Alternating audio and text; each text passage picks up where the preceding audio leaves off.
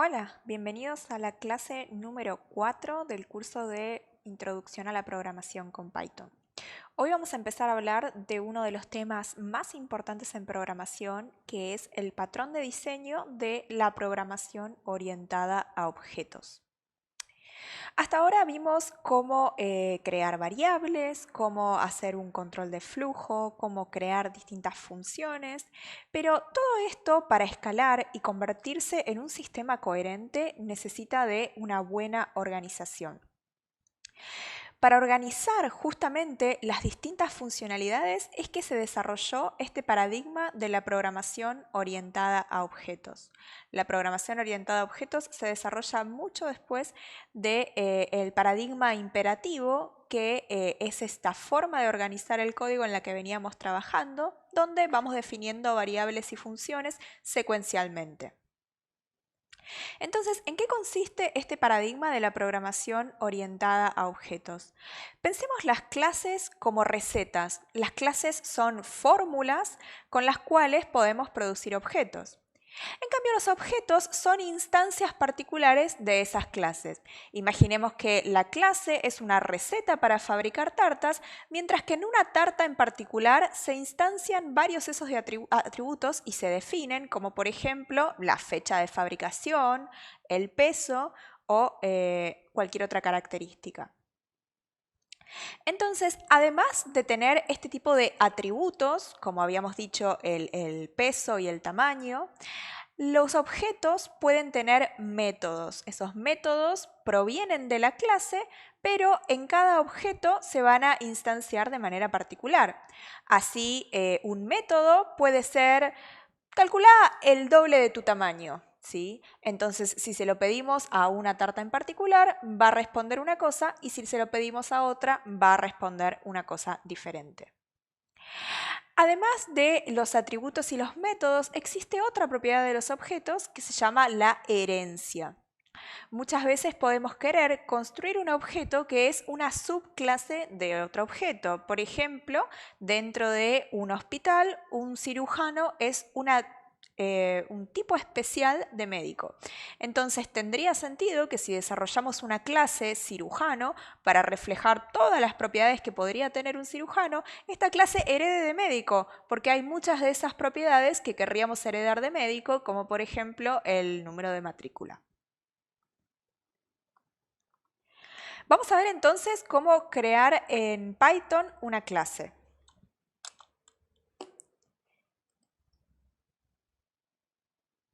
Vamos a importar la librería que vamos a usar a lo largo de este curso. Y en esta primera clase usamos la palabra reservada class y nombramos a la clase. Noten que la nomenclatura estándar para llamar a las clases es utilizando upper camel case, ¿sí? Esto quiere decir que todas las primeras palabras del nombre, las primeras letras de cada palabra se ponen en mayúscula y todas las demás letras se ponen en minúscula. En esta clase vamos a utilizar la sintaxis reservada pass para justamente no definir nada más, y vamos a instanciar esta clase y a guardarla en una variable x. Y cuando imprimimos el tipo del objeto x, vamos a encontrar que el tipo es justamente ejemplo. Noten que Python mismo está desarrollado utilizando clases, ¿sí? Entonces, cuando hablábamos de strings, los strings son una clase definida dentro de Python que tiene a su vez sus propios métodos y sus propios atributos.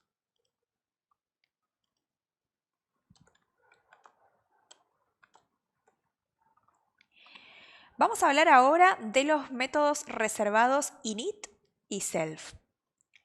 Cuando queremos instanciar una clase, normalmente es muy importante pasarle ciertas propiedades para que este objeto tenga sentido y pueda diferenciarse de todos los otros objetos de la misma clase. Eso es lo que hace que sea tan importante crearlo, que justamente cada uno es único y diferente, pero están todos fabricados a partir del mismo molde. Entonces, en este método init ¿Sí? Noten que guión bajo, init, guión bajo, es una sintaxis reservada de Python, ¿sí? Este método no podría llamarse de ninguna otra manera y es el método que se va a invocar cada vez que instanciamos a la clase persona. En el caso de ejemplo, no teníamos un método init y por lo tanto este ejemplo no fue instanciado con ningún atributo en particular. Pero cuando trabajemos con persona, sí vamos a querer darle valores específicos. El primer valor que recibe el método init, vamos a guardarlo en una variable que vamos a llamar self y es justamente el propio objeto que se está creando. Y todos los demás parámetros pueden ser de cualquier tipo y pueden llamarse de cualquier manera. Normalmente, para lo que usamos el método init es para instanciar los atributos del objeto que puedan calcularse directamente en el inicio. Y muchas veces, otra cosa que también hacemos es asignarle a estos valores por default. Supongamos que la edad más común sea 18 años y que el teléfono de contacto normalmente no exista.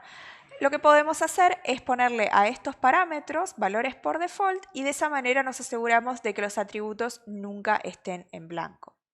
Entonces aprovechamos este método init para recibir valores específicos que necesitamos a la hora de instanciar una persona en particular y llenamos todas las propiedades del objeto con los valores que recibimos a la hora de inicializarlo. Además de este método init, tenemos otros dos métodos. Entonces, ¿qué es lo propio de una persona en este caso? Además de tener los atributos de edad, contacto y nombre y apellido, tiene la propiedad de poder devolver su nombre completo y de poder saludar diciendo justamente su nombre completo y su número de contacto o su método de contacto.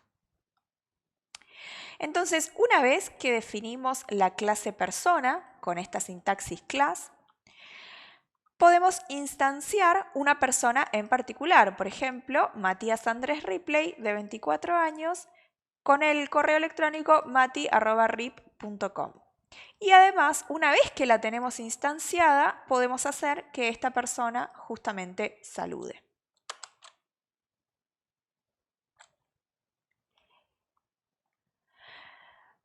Ahora veamos una clase donde justamente se trabaja con un caso más propio de negocios, ¿no? Esto es algo muy común de programar para los que desarrollan sistemas de gestión. Entonces, por ejemplo, tenemos esta clase menú que tiene un conjunto de ítems. Este conjunto de ítems va a estar expresado en un diccionario, donde tenemos conjuntos de pares clave y valor, donde la clave es el ítem de menú y el valor es el precio al cual se encuentra ofertado ese producto. Entonces, el menú tiene varios métodos. Por ejemplo, puede decirnos el precio de una lista de ítems que podrían representar el pedido de algún usuario, por ejemplo, un latte y 2 medialunas, esto podría ser un pedido. Entonces, el menú tiene la capacidad de transformar ese pedido en un precio total de cada uno de esos ítems. Y eso lo logra recorriendo su propia lista de ítems e incrementando la variable precio hasta sumar el total que hay que pagar. Además, este menú tiene otra propiedad de decirnos su propio tamaño, es decir, nos indica cuántos ítems hay listados dentro del menú. Vamos a ver entonces qué pasa si instanciamos el menú, le pasamos esta lista de ítems en la forma de un único diccionario y ahora queremos que nos entregue el precio de este listado, que está compuesto por un latte y 2 medialunas. Nos devuelve un precio de 55, porque justamente sería la suma de 25 más 15 más 15, que da 55. Además, no nos olvidemos que a este menú, que ya está creado y por lo tanto lo utilizamos invocando a la instancia mi menú, le podemos consultar el tamaño. Vamos a ver entonces el ejercicio y veamos la resolución en el próximo video.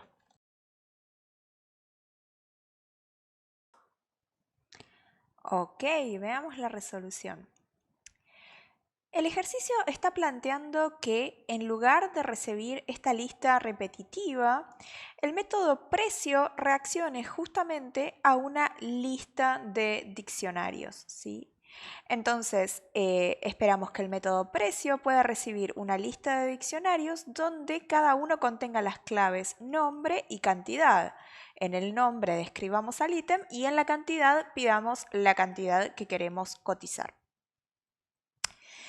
Entonces, tenemos que preparar el método precio para que en lugar de recibir una lista de strings, reciba una lista de diccionarios.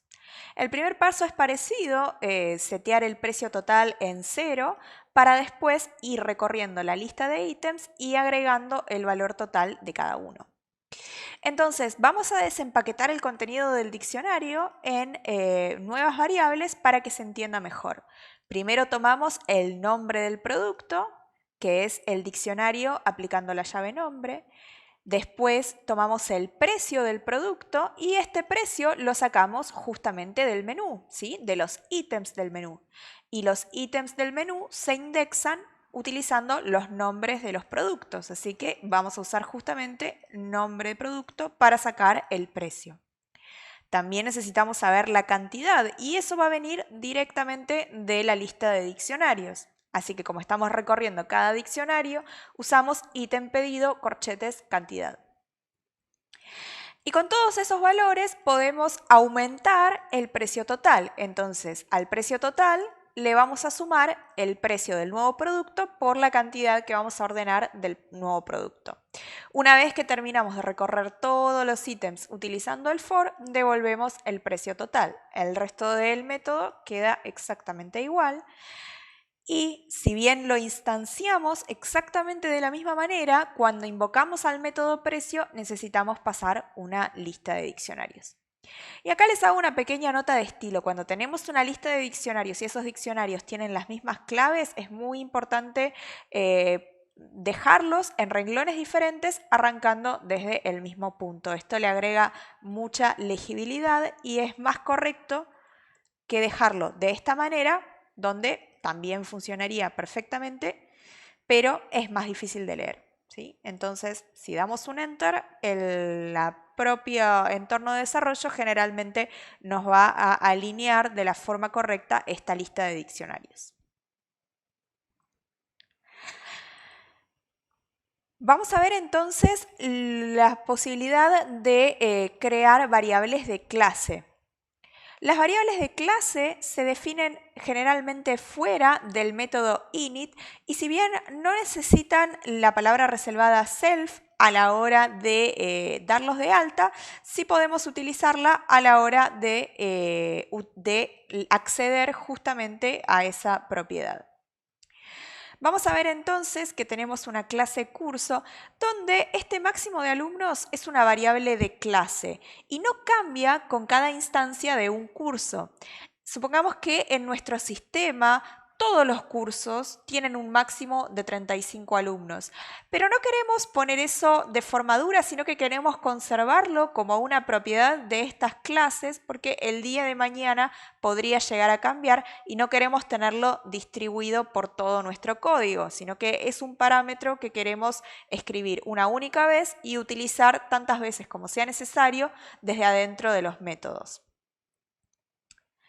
Entonces, creamos la clase curso con una variable de clase máximo de alumnos que vamos a asignar con 35.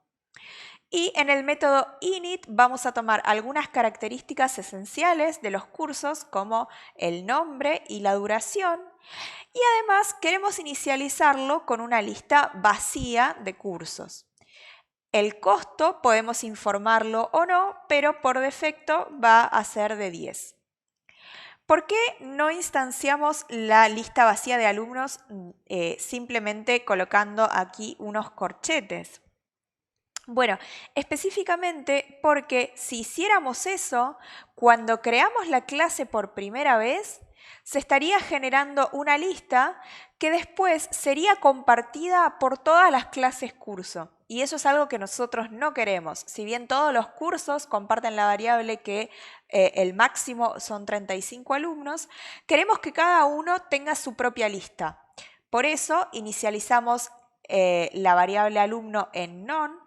Y después, cuando lo recibimos y preguntamos si está efectivamente vacía, asignamos una nueva lista vacía, pero esta vez creado dentro del scope del método init. Al estar dentro del scope del método init y no entre los parámetros que se reciben, vamos a lograr que cada curso tenga su propia lista de alumnos, que es justamente el comportamiento deseado. También nos abrimos a la posibilidad que la lista de alumnos llegue en el momento en el cual se crea el curso. De repente tenemos algunos alumnos definidos o de repente no. Además del método inicializar, tenemos el método inscribir alumno, donde recibimos un nuevo alumno y lo agregamos a la lista de alumnos estables del curso que ya está instanciado. También podemos tomar lista, que es un método que no nos agrega nada, por eso recibe el parámetro self y nada más, pero sí accede al atributo alumnos de la instancia de curso de la que se llame y imprime todos los nombres de cada uno de los alumnos. También tenemos el método de resumen que imprime este string resumiendo varias de las propiedades, incluida la ubicación, la ocupación actual, que utiliza una variable de instancia y también una variable de clase que vale en todos los casos 35. Vamos a crear esta clase y vamos a instanciarla en un nuevo curso. ¿Por qué si el método init, además de self, que ya vimos que se puebla automáticamente, recibe 4 parámetros, podemos pasarle 2? Bueno, podemos hacerlo porque 2 de estos parámetros de entrada tienen valores por defecto. Entonces no son obligatorios, sino que se pueden dejar en blanco. En este caso vamos a instanciar un curso con el nombre Python y la duración de 6 meses.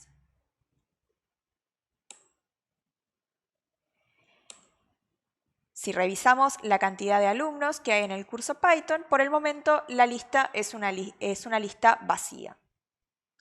Ahora sí, vamos a usar el método inscribir alumno. Fíjense que el estado de este objeto curso Python a lo largo de toda esta notebook, ¿sí? Y si esto fuera un script simplemente de Python, también pasaría lo mismo. A lo largo de toda esta notebook va a conservar vivo su estado. Entonces sabe a cada paso, por más que estemos en una nueva celda o en otro scope, sabe a cada paso cuántos alumnos tiene inscriptos y quiénes son. Ahora podemos usarlo para tomar lista y ahora podemos pedirle el resumen. ¿Qué pasa si instanciamos un nuevo curso? Fíjense que el nombre de variable tiene que ser diferente. En caso contrario, estaríamos pisando el curso de Python con el curso de Machine Learning. En este caso vamos a darle un nuevo nombre y vamos a instanciarlo con el nombre Machine Learning y una duración de 8 semanas.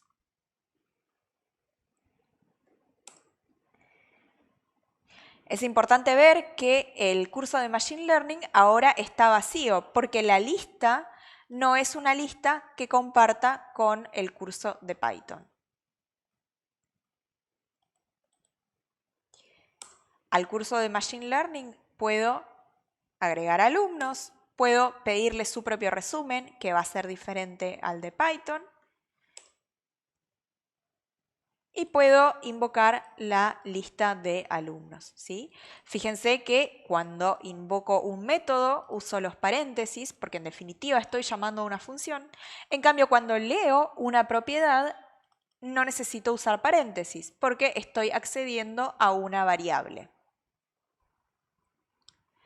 Quiero reforzar lo que pasa si en lugar de none hubiera usado los corchetes.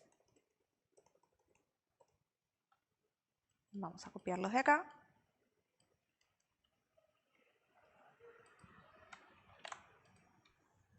Y vamos a volver a instanciar al curso, pero esta vez inicializando la lista vacía dentro del valor por default de los parámetros.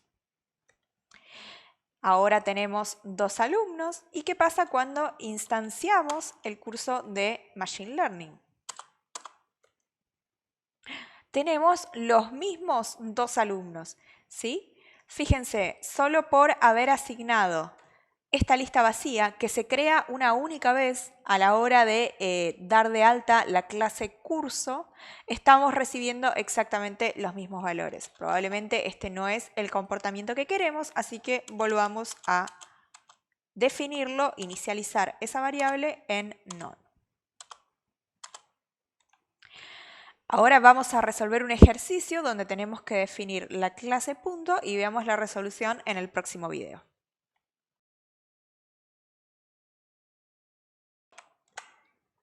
Ok, ¿pudieron pensarlo? Espero que sí. Entonces, el primer punto implica definir justamente la clase punto. Lo único que vamos a agregarle es este método init, no olvidar la sintaxis def, porque en definitiva es un método, la palabra reservada init con 2 guiones bajos adelante y atrás, donde recibimos self y los valores que queremos para recibir como parámetro. En este caso vamos a usar solamente X e Y. Lo primero que tenemos que hacer es ver que esto funciona y vemos que si creamos una clase punto, recibimos un objeto de la clase punto, con lo cual no hay problemas en esta inicialización. El segundo punto es definir la función str que nos permita mostrar este punto de una forma más elegante. ¿Y qué podríamos devolver? Bueno, se me ocurre a mí, pero podemos resolverlo de otra forma, un string donde haya un paréntesis y separado por comas los 2 valores de la x y de la y, porque suele ser una representación común en geometría.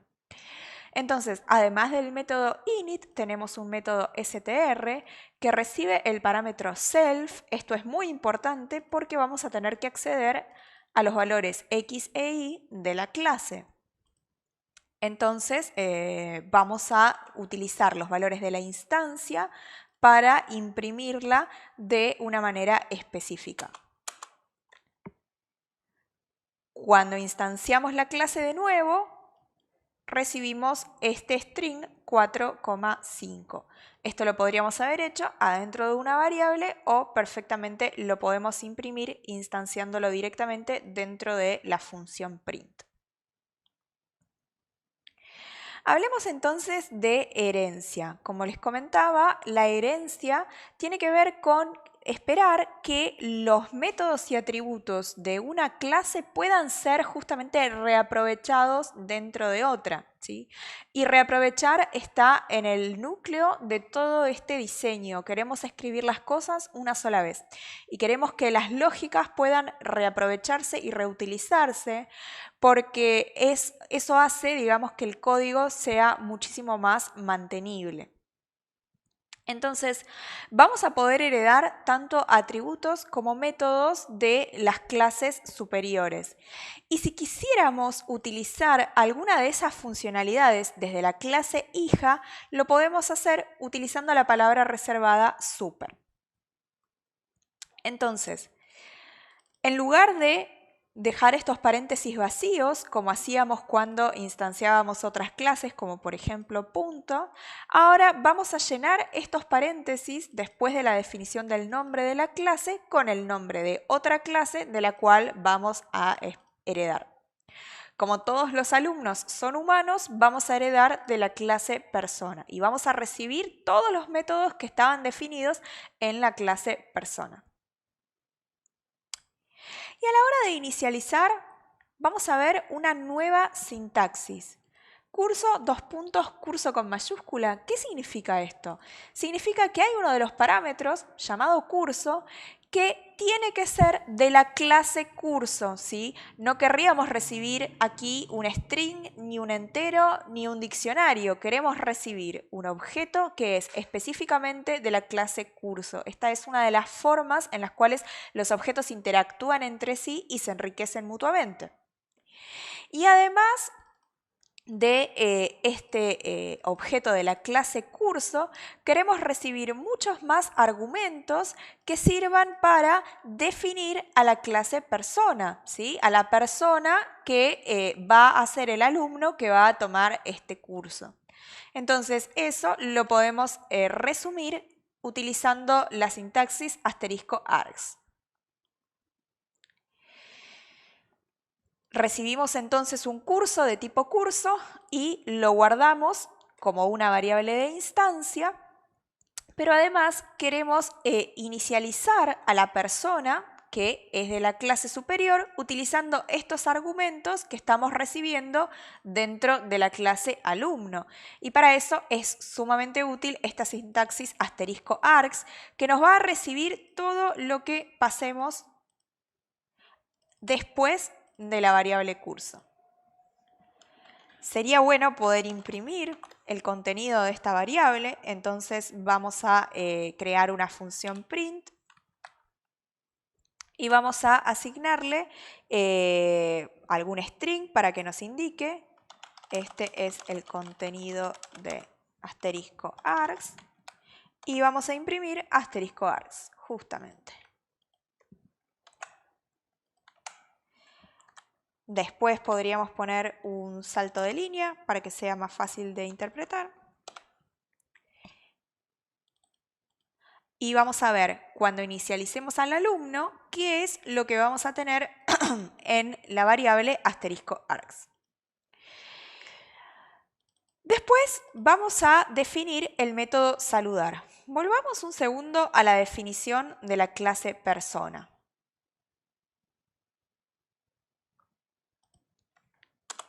La clase persona tenía un método saludar, pero nosotros no queremos saludar tal como lo hace una persona normal. Queremos además agregar información sobre el alumno y el curso que está haciendo. Cuando queremos sobreescribir un método que existía en la clase base, lo que podemos hacer es simplemente volver a definirlo con el mismo nombre, pero esta vez instanciarlo con una funcionalidad distinta, ¿sí? Esto es algo que se llama sobrecarga de los métodos. Y dentro de esta sobrecarga podemos, como podemos no, acceder al método de la clase base. Podríamos saludar de una forma completamente nueva, pero también podemos acceder al super, ¿sí? Y entrar al método saludar de la clase madre. Y además, en este caso, además de hacer eso, vamos a decir qué es lo que estamos cursando. Y después tenemos un método que se parece mucho a los métodos que utilizábamos sin tener ningún tipo de herencia, donde agregamos conocimiento, ¿sí? Recibimos un dato y lo almacenamos en la variable de instancia conocimiento. Vamos a crear la clase alumno y vamos a instanciar a este alumno con curso Python, que vamos a recordar, pero justamente es una variable que contiene un objeto de la clase curso. Y además vamos a agregar información importante para definir a la persona. Cuando corremos esta celda, vemos que este es el contenido de *args y tenemos a Scott Henderson 49, ¿sí? Tenemos todos estos atributos empaquetados. Entonces, cuando saludamos, lo hacemos con la información de la persona y también con la información del alumno. Vamos a estudiar algún conocimiento. Y si ahora consultamos el atributo conocimiento, tenemos grabado lo último que se estudió.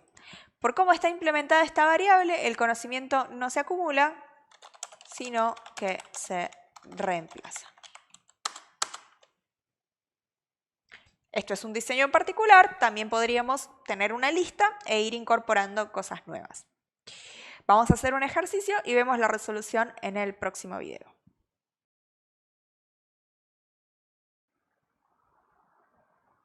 Muy bien, con el método dir vamos a poder listar todos los métodos y atributos de Scott. Entonces le pasamos el parámetro Scott al método dir y nos devuelve todos estos métodos y atributos. Como van a ver, muchos fueron creados directamente por Python, no fueron definidos explícitamente por nosotros, así que los vamos a ignorar. Y después tenemos métodos y atributos que salen directamente de nuestra programación. Algunos como apellido vienen de persona y otros como conocimiento los definimos en la clase alumno. Como ven, los métodos de la clase padre, aunque no hayan sido sobrecargados, aunque no hayan sido vueltos a instanciar, están disponibles en la clase alumno. Es decir, que un alumno tiene la posibilidad de invocar a nombre completo, por más que no lo hayamos ni sobrecargado ni redefinido explícitamente. Entonces, el siguiente tema es un patrón de diseño que se llama encapsulamiento. Vamos a ver cómo la sintaxis de objetos en Python nos permite implementar la protección de acceso. Tenemos dos formas de encapsulamiento que se trabajan con esta sintaxis. Con un guión bajo estamos indicando que el método o atributo no es público. Y con dos guiones bajos estamos indicando que el método o atributo es directamente protegido. ¿Para qué sirve el encapsulamiento? Bueno, justamente esto se basa en un principio de programación y de diseño que se llama divide y reinarás. Entonces, cuando el problema de diseñar un sistema entero con todas sus particularidades y sus muchas diferentes lógicas es demasiado complejo, tratamos de resolver ese problema de a partes más pequeñas. La programación orientada a objetos tiene mucho que ver con esto. Entonces, en lugar de hacer los cálculos distribuidos por todo nuestro sistema, por ejemplo, podemos crear una calculadora, una clase calculadora que se ocupe de hacer distintos cálculos. No queremos que la complejidad de esa calculadora se propague por todo el sistema. Es más, queremos tener esa complejidad lo más encapsulada posible dentro de la clase calculadora. Para que ese encapsulamiento sea efectivo, necesitamos que la calculadora solamente exponga los métodos finales, no los métodos intermedios. De repente tenemos un montón de funcionalidades intermedias que los que invocan a la calculadora no necesitan ver porque solamente quieren ese resultado. Para poder ocultar toda esa complejidad que está debajo de la producción de cada uno de los objetos es que se usa justamente esta técnica del encapsulamiento. Entonces, supongamos que tenemos una clase auto. Hay algunas cosas que podemos querer saber desde cualquier lugar sobre el auto, como por ejemplo el color y la marca. Pero hay atributos que tienen más que ver con el motor o que son más técnicos, que no hacen a lo que queremos exponer sobre este objeto, que puede ser, por ejemplo, la velocidad máxima. Sin embargo, yo quiero saber la velocidad que este auto en particular tiene en este momento en particular, así que eso va a ser un atributo público. Y si quisiera contar los kilómetros recorridos para hacer o evitar alguna acción, eso también es algo que probablemente quiera encapsular en un método protegido.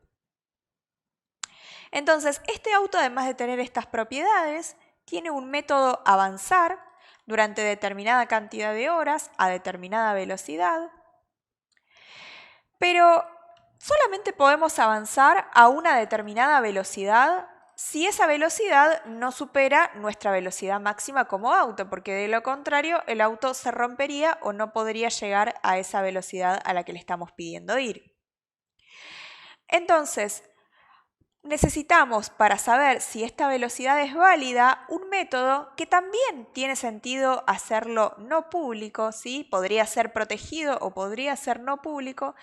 No queremos que el usuario final necesite chequear la velocidad por su cuenta.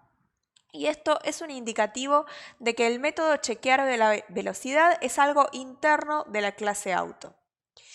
Entonces, este método, chequear velocidad, es otro método de instancia que en principio califica la velocidad como inválida, pero si la velocidad es menor a la velocidad máxima, vamos a asignarle true, es decir, vamos a devolver que es verdad, y además le vamos a avisar al usuario que está a punto de acelerar o de desacelerar si venía más rápido o si venía más lento.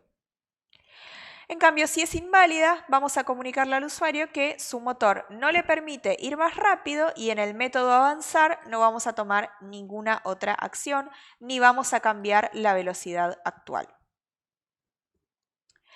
En cambio, cuando recibimos esta velocidad y es válida, vamos a reemplazar la velocidad anterior por la nueva, vamos a seguir avanzando y vamos a actualizar el contador sumándole la cantidad de horas, el contador de kilómetros, sumándole la cantidad de horas que estamos asignando multiplicadas por la velocidad a la que estamos queriendo ir.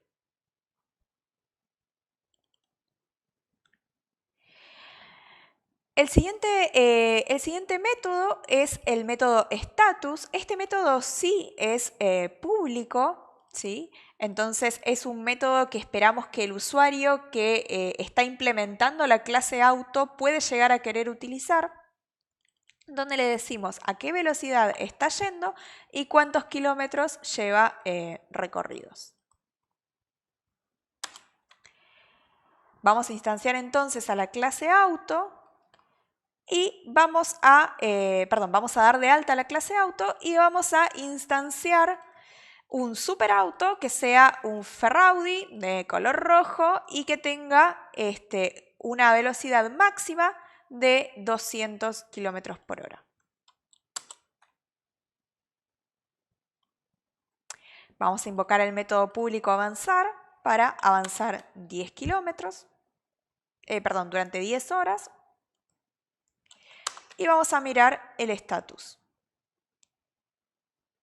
La velocidad es 10 porque el valor por default de la velocidad cuando no se informa nada más es igual a 10. En cambio, si bien el valor por default de la cantidad de horas es 1, como informamos una nueva cantidad de horas, ese 1 se sobrescribe con el 10 que efectivamente estamos informando.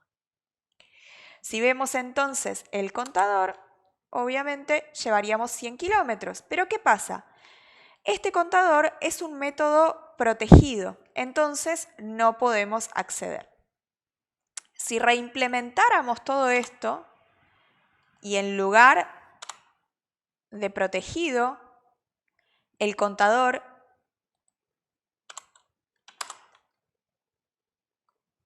estuviera como no público,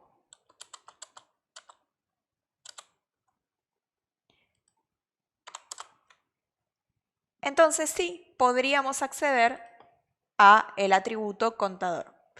Pero como estaba protegido, no podíamos acceder de ninguna manera.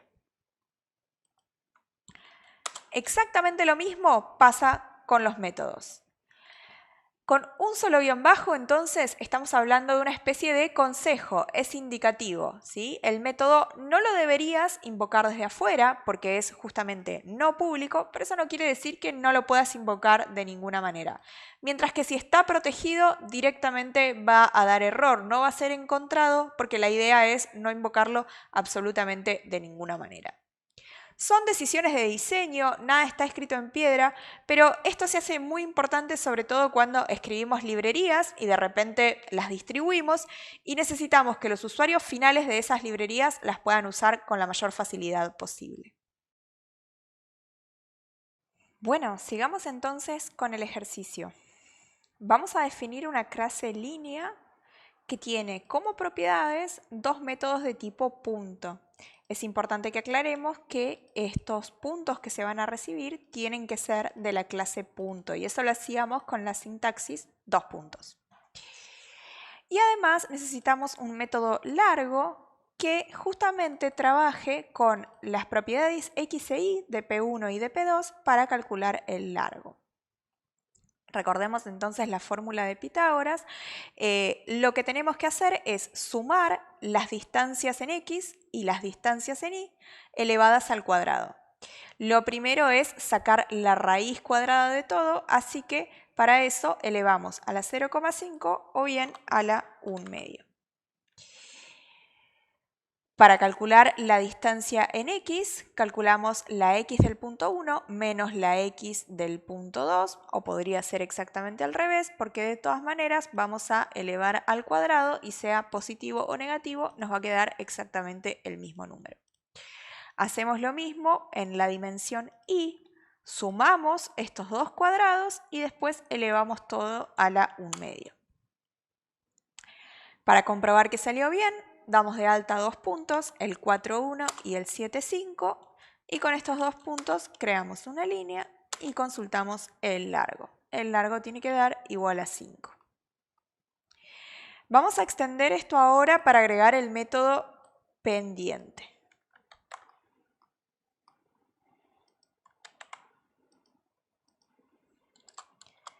Entonces, además de largo, vamos a querer tener el método pendiente, donde primero podemos medir la distancia en y como la y del punto 2 menos la y del punto 1. Después podemos medir la distancia en x como la x del punto 2 menos la x del punto 1.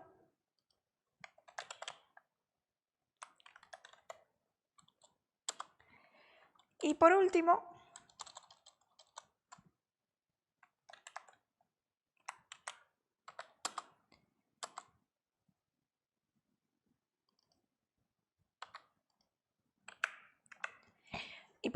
vamos a devolver el cociente entre la distancia en y la distancia en x.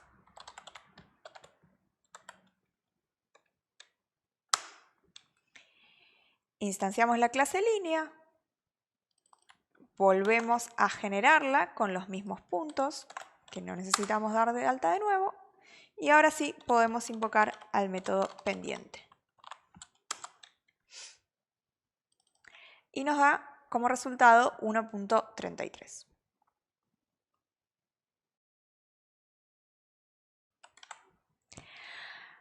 Para terminar, vamos a hablar de tres propiedades más de la programación orientada a objetos en Python. La primera característica que podemos utilizar son los métodos estáticos. ¿En qué consisten los métodos estáticos? Bueno, son métodos a los cuales podemos acceder sin ninguna necesidad de instanciar la clase. Es decir, este método funciona igual para todas las geometrías y no para una instancia particular de la geometría. ¿Qué sentido puede tener diseñar algo como esto? Básicamente sería una forma de organizar toda la funcionalidad relacionada con la geometría que vaya a usar en mi sistema. Cuando los métodos estáticos se usan de esa manera, también se podría resolver la misma necesidad utilizando módulos, como vimos en la clase 3, pero muchas veces se elige hacerlo a través de métodos estáticos. Después, muchas veces estos métodos estáticos se mezclan con métodos de instancia, pero son métodos que definitivamente no acceden a las variables de instancia. La sintaxis para crearlos es a través de lo que se llama un decorador. Esta arroba seguida de una palabra justo arriba de la definición del método es lo que en Python se llama un decorador. En este caso, cuando aclaramos static method, esto quiere decir que no vamos a necesitar instanciar a la clase para invocar este método y que siempre va a funcionar de la misma manera sin importar cuál sea la instancia de la clase.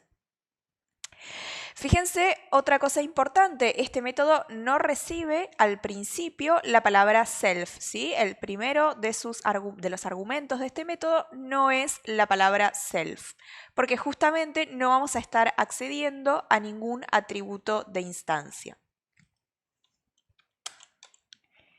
Damos de alta la clase y ahora podemos usar el método sin ninguna necesidad de instanciarlo. Y podemos invocar a área círculo. Otra característica de Python, y es justamente una de las características que lo hizo tan popular y tan extendido, es el duck typing y el monkey patching. Vamos a ver primero qué significa duck typing. Básicamente esto significa que los métodos especiales de Python, que son métodos que justamente hacen uso de esa sintaxis abreviada, se pueden implementar en cualquier clase, incluso en clases personalizadas. Entonces, métodos muy útiles como la longitud, el string o incluso la posibilidad de indexar a través de corchetes, tal como hacíamos con las listas. Todo eso se puede regular a través de estos métodos especiales. Y lo bueno es que los podemos asignar a nuestros propios objetos. Y de esa manera, sobre todo, acortar la sintaxis a la hora de desarrollar nuevas clases. Eso hace que módulos que son de distribución libre puedan adoptar la sintaxis de Python y usar toda esa abreviación para casos totalmente nuevos que no estaban contemplados necesariamente en el desarrollo de Python base. Entonces, el método init permite inicializar, y esto es algo que vamos a poner generalmente en todas las clases, pero además tenemos el método len, que permite devolver la longitud, ¿sí? Y de esta forma podríamos desarrollar colecciones totalmente propias y devolver la longitud de maneras bien específicas. Y además podemos tener métodos comunes como saludar combinados con esos métodos especiales. Entonces, si ahora instanciamos al Hobbit, podemos invocar a la sintaxis especial del método len como si fuera cualquier otro iterable que estuviera desarrollado con Python base. Entonces, los strings, las listas, los diccionarios, y ahora en este caso nuestro Hobbit, todos ellos tienen la posibilidad de consultar la longitud utilizando el método len. ¿Por qué se llama duck typing? Porque esto viene de un refrán que dice, si camina como un pato y grazna como un pato, entonces debe ser un pato. Cualquiera que responda al método len va a devolver una longitud tal como la tiene definida. No es necesario que ese sea uno de los objetos de Python base.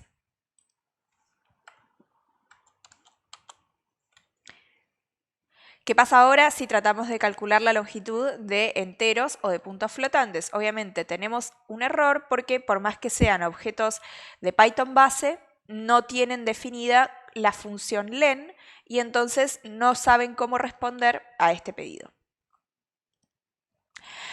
Ahora vamos a hablar de monkey patching. Monkey patching se refiere a la capacidad de pisar los métodos de una clase después de haberlos instanciado. Eso permite hacer correcciones bien rápidas sobre los objetos que ya tenemos desarrollados y también es muy útil cuando usamos librerías de terceros, porque entonces podemos sobreescribir algunos métodos para que hagan exactamente lo que nosotros queremos y no lo que quería el que desarrolló la librería. ¿De dónde viene el nombre de esta técnica de monkey patching? Bueno, de guerrilla coding. Codificar como un guerrillero, básicamente, ¿no? Arreglar las cosas rápido, se convirtió por una cuestión de sonido en gorila y de gorila pasamos a mono. Entonces, el Hobbit ya tiene definida una forma específica de saludar, diciendo hola, soy Frodo, pero podemos definir algo como un saludo largo y ahora podemos cambiar ese saludo por un saludo largo. Recordemos entonces esa capacidad de los métodos de encontrarse protegidos, ¿sí? Si como implementadores de una librería no quisiéramos nunca que sobrescriban uno de nuestros métodos, podríamos usar dos guiones bajos para dejarlo completamente protegido.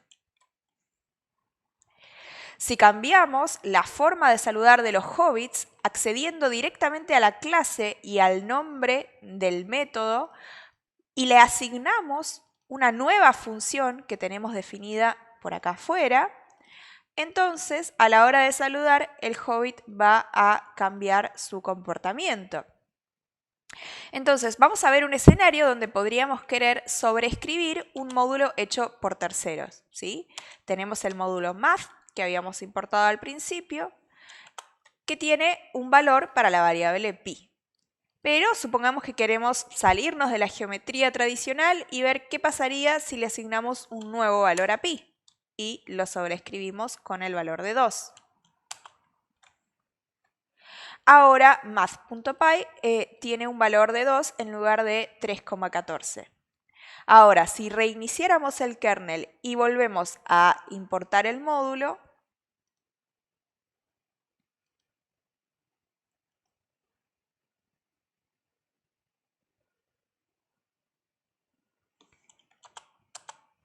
entonces vamos a ver que math.py volvió al mismo valor original. Eso fue todo por esta clase. Es una clase con mucho contenido nuevo. Les recomiendo que vayan parando el video, la vean varias veces, tomen lista de todos los conceptos que se vieron. Y hay mucha sintaxis para aprender, pero es cuestión de practicarla. Bueno, muchas gracias y nos vemos la próxima.